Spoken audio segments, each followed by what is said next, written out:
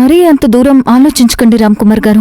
కొంతవరకు మనం ఎవరినైనా ట్రస్ట్ చేయాలి, మన ఉనికిని మనం కాపాడుకోవాలి. కానీ ఇలా చేస్తే ఏం చేయగలం?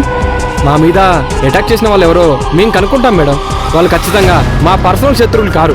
అంతకుముందు నేను ఒంటరిగా పడుకున్నాను, ఒంటరిగానే తిరిగాను, అప్పుడేం కాలేదు. కానీ ఇప్పుడు మీతో చేతులు కలిపిన తర్వాతే ఇదంతా జరిగిందంటే మీకు మేము ఫేవరబుల్గా ఉన్నట్టు వాళ్ళకి అర్థమై ఉంటుంది.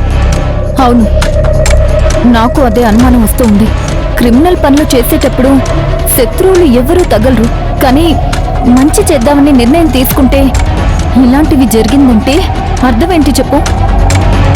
అవును శివగామి, గుణ యాంటోనీ మనతో చేతులు కలపడం, మనతో తిరగడం, మనకి హెల్ప్ చేయడం ఎవరికో ఇష్టం లేదు. ఆ ఇష్టం లేని వ్యక్తులు ఎవరో తెలుసుకోవాలి. మాతో చేతులు కలపడం వల్ల ఎవరికి నష్టమో మనకి తెలియాలి. ఆ వ్యక్తులు ఎవరో తెలుసుకుంటే మన శత్రువులు ఎవరో, ఏం ఆశించి అటాక్ చేస్తున్నారో తెలుస్తుంది. మిమ్మల్ని ఏమైనా చేయబోయారా, లేక ఏమైనా వార్నింగ్ లాంటిది ఇవ్వబోయారా? మమ్మల్ని చంపేయాలని చూశారు మేడం.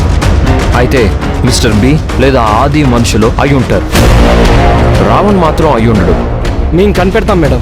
అందరినీ అనవసరంగా టెన్షన్ పెట్టాను. మాకేం కానప్పుడు మాకెందుకు టెన్షన్? డోంట్ వరీ, మీ వల్ల మాకేమీ ఇబ్బంది లేదు. మా వల్లే మీ ప్రాణాలకి ప్రమాదం ఉంది కదా. ఇందులో మీదే ఉంది మేడం. ఇది ఎప్పటికైనా జరుగుతుంది.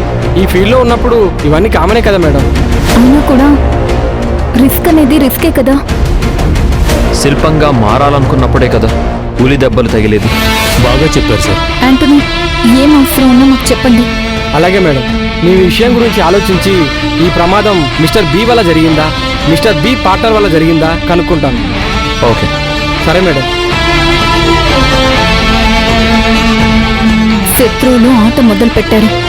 ఆడడం వాళ్ళకి వచ్చు అని అనుకుంటున్నారు. మనం కూడా ఆట ఆడి చూపించాలి.